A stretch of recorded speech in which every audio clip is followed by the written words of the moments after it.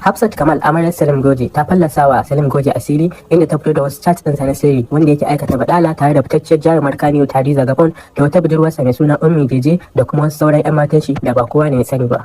Hafsat Kamal ta kara da cewa fa Hadiza Gabon ba mutuniyar kirki bace ba domin da shekarunta da girmanta amma ta zo tana bin mijinsu wato Salim Goje. Haka zalika ta kara da cewa fa a cikin wata mai girma watan Ramadan ita Hadiza Gabon sai da ta je har Lagos domin su aikata abin da bai dace ba ita da Salim Goje.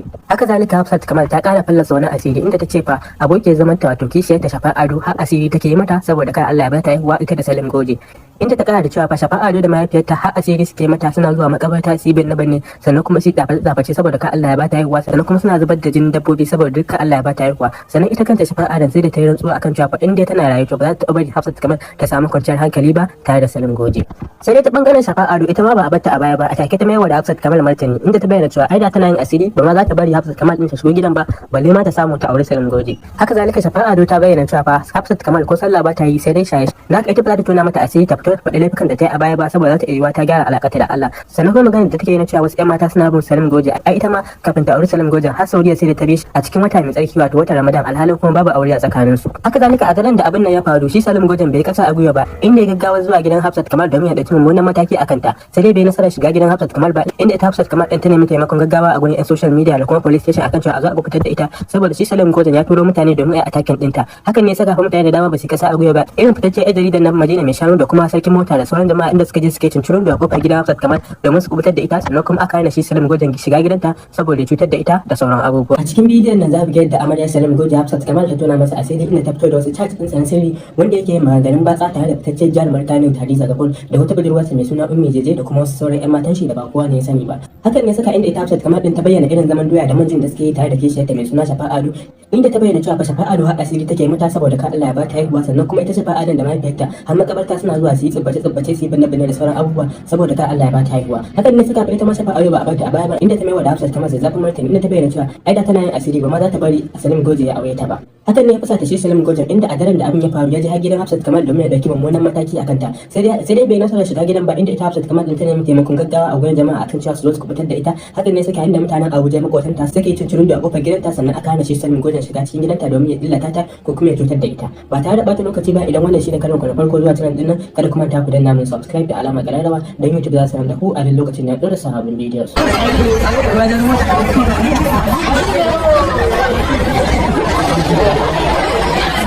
Muna kan video.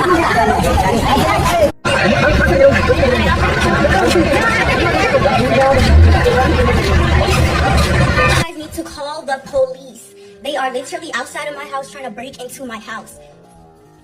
They are breaking into my house. Lock the windows. Lock the windows. Lock the door. Don't you think you put somebody through enough? I don't know if they're out there with dogs or what it is. Oba classic, vous avez Oba classic, vous avez là, il va Oba classic.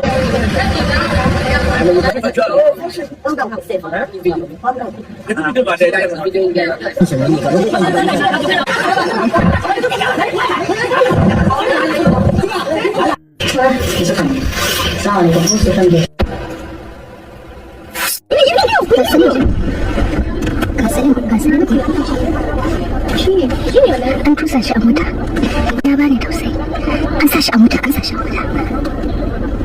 ga sarkin mota jin da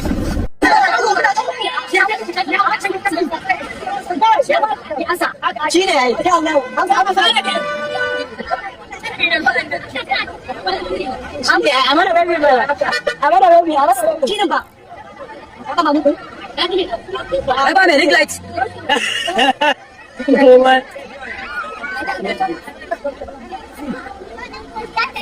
Fito da waving, fito da waving. Kai mana waving mana. Ina Hafsa mun tafi. Ina Salim ina? Wai Salim. Salim ya wuce. An fita da shi da kasi 300 kasi.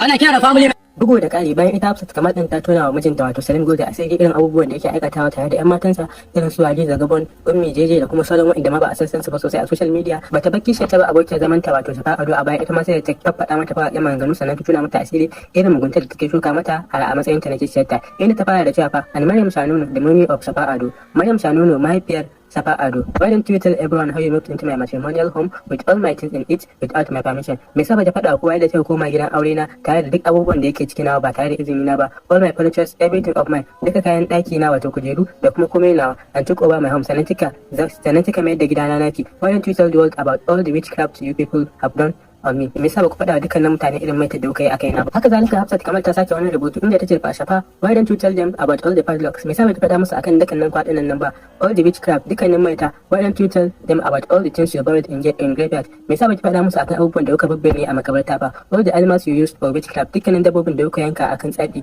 Tell them how you saw I will never move in with Salim. Ta faɗa musu da ta karanta akan ta bayan ci gaba da rayuwa da Salim ba, how I will never be able to have kids da ba zan taɓa haifar yara ba a rayuwata. Kazalika Hafsat kamar ta sake wani rubutu inda ta ce Shafa, tell them how you saw I will never have peace in my life wherever I am. Shafa ki faɗa musu rantsuwar da kika yi na cewa ba zan taɓa samun kwanciyar hankali ba a duk inda nake. Sai dai ita ma Shafa Ado fa ta bangaren ta ba ta a baya ba a take ta mayarwa da Hafsat kamar martani inda ta ce da ina asiri da ba za ki shigo ba ma Allah ya saka mun. Haka zalika Shafa Ado ta ƙara da cewa ke da baki sallah sai shaye-shaye har kina da bakin zagin wasu rashin tarbiyyar daga gida ne.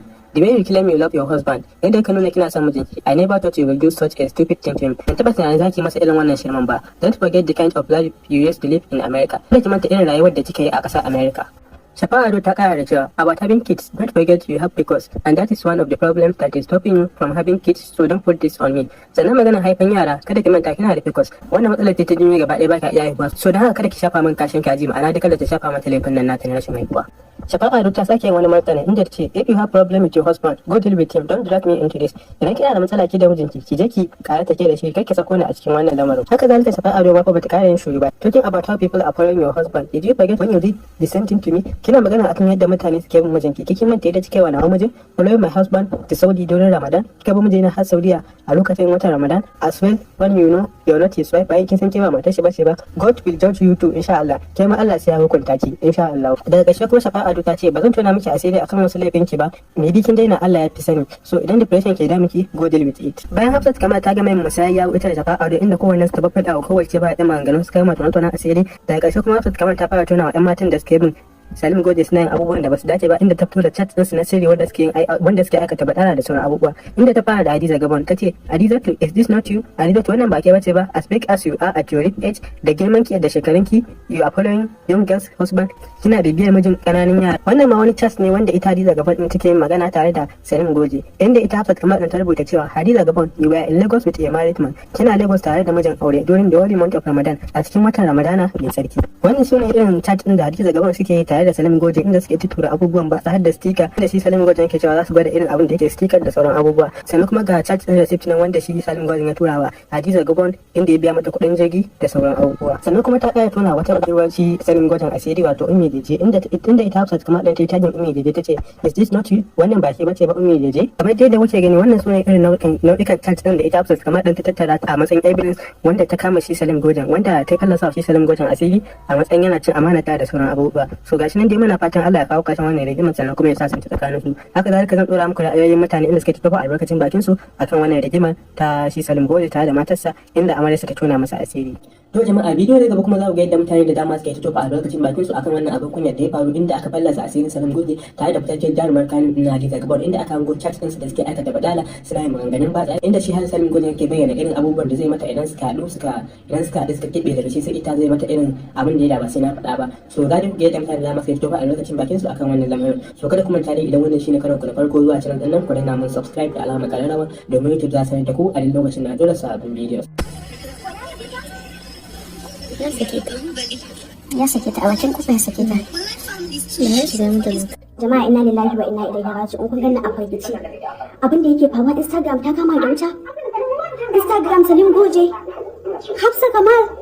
Jama'a da rayuwar nan take. Babba abin da ya dawo wata ne. Anti Hadiza Gabon. You also. Hey.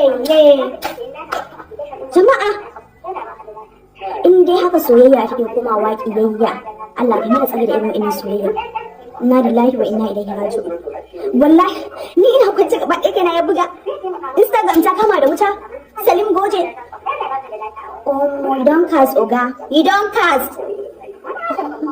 Assalamu alaikum. It's not a news anymore that Hafsat Kamal, Matan Salim Goje, came out like few hours ago, like 1 hour or few hours ago, to like with some pictures, evidence, photos on her page, tagging people and calling people's name, yeah? She came, she said the whole truth about everything that has been happening in her life, people disturbing her in her marriage, people with her husband. She said a lot of things. That one is left aside. But why I'm here is, she was on a live video on her Instagram. Aka turo mutane suka zo suna ta looking, trying to get to her. One way or the other, they got to her. Aka kashe life and aka karbe wayanta. They took her away. Now my message here is, bring that girl back. Nobody should threaten her life. What happened in her life with you guys? Now una know. As far as ba za ku iya killace kanku ba, ku rufa wa kanku asiri. Wata ma za ta zo tana faɗa motivational speech, tana abubuwa kamar ita ta fi kowa girma, a ce tana can tana zubar da girmanta. Ga su can birjit har da matan aure.